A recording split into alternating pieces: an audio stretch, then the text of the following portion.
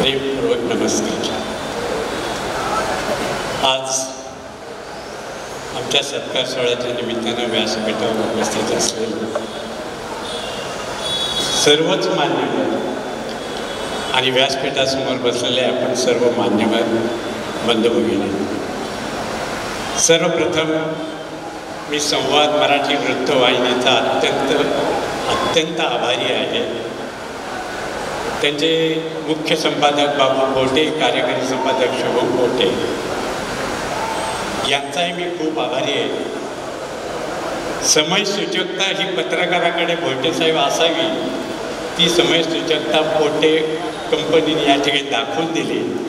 माझ्या शाळेचा रौप्य महोत्सवी वर्ष असतानाच माझा सन्मान होतोय, याच्यापेक्षा दुसरा आनंद या ठिकाणी असू शकत नाही। शालेय कारकिर्दीमध्ये गेले 40-45 वर्ष मी कार्यरत आहे। अपघातानं राजकारणामध्ये अडकलो होतो, पण तिथे मी रमलो नाही भोईटे साहेब। शिक्षण क्षेत्रात मात्र मी रमलो, कारण माझ्या नशिबात ते होतं। या क्षेत्रात काम करत असताना मी असं कुठेतरी वाचलं आहे की आजचा अपमान हा उद्याचा सन्मान असतो। ज्या अर्थी शैक्षणिक क्षेत्राच्या कार्याबद्दल माझा जर या ठिकाणी सत्कार होत असेल, तर कधीतरी कुठेतरी कोणीतरी माझा अपमान केला असेल म्हणून कदाचित मला हा सन्मान मिळतोय, असं मी प्रामाणिकपणाने मान्य करतो। काम करत राहिलो, आवड होती। अधिक बोलणार नाही, कारण वक्त्याने सुद्धा कधी किती काळ बोलावं यालाही माहिती, पण काही गोष्टी सांगणं गरजेचं आहे। सर्वप्रथम मी जाईल ते आपल्या दिशा आता परदेशी मॅडमच्याकडे।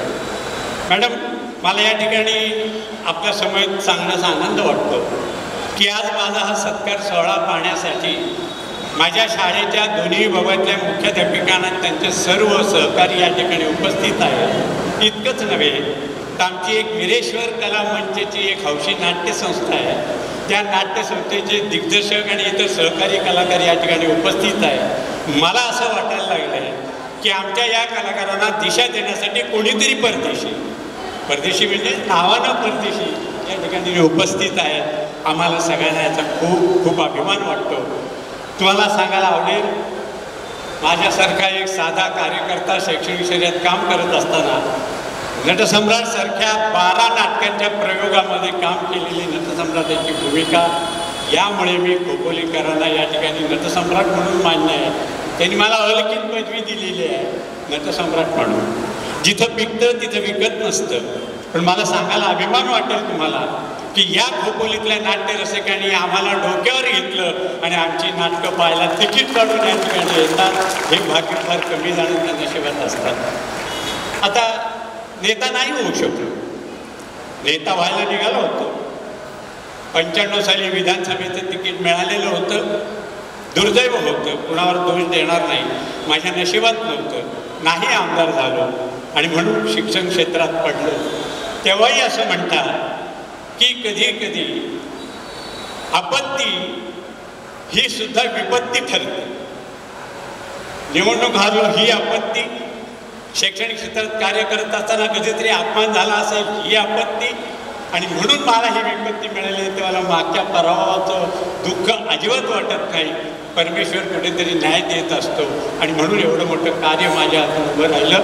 मला सांगायला तुम्हाला सगळ्यांना अभिमान वाटेल की आज माझ्याजवळ जवळजवळ 2 मुख्याध्यापिका आणि त्यांचा इतर स्टाफ आणि नॉन टीचिंग स्टाफ म्हणून 50 लोक आहेत। भोईटे साहेब एक पूर्ण भाकरी कदाचित मी त्यांना देऊ शकत नसेल, पण अर्धी भाकरी मात्र त्यांना मी नक्कीच देतो। हा आनंद मला अधिक जास्त आहे की माझ्या प्रयत्नाने, माझ्या कष्टाने, माझ्या जिद्दीनं जर एवढ्या लोकांना काहीतरी पोटापुरता आपण देऊ शकत असेल तर याच्यापेक्षा दुसरा आनंद असू शकत नाही। आणि म्हणून मला हा मिळालेला पुरस्कार माझ्या दोन्ही मुख्याध्यापिका, त्यांचे सर्व शिक्षक आणि शिक्षकेतर कर्मचारी आणि विद्यार्थी त्यांचे पालक यांना समर्पित करत आहे आणि आपल्या सर्वांची या ठिकाणी रजा घेतो। धन्यवाद। जय हिंद, जय महाराष्ट्र।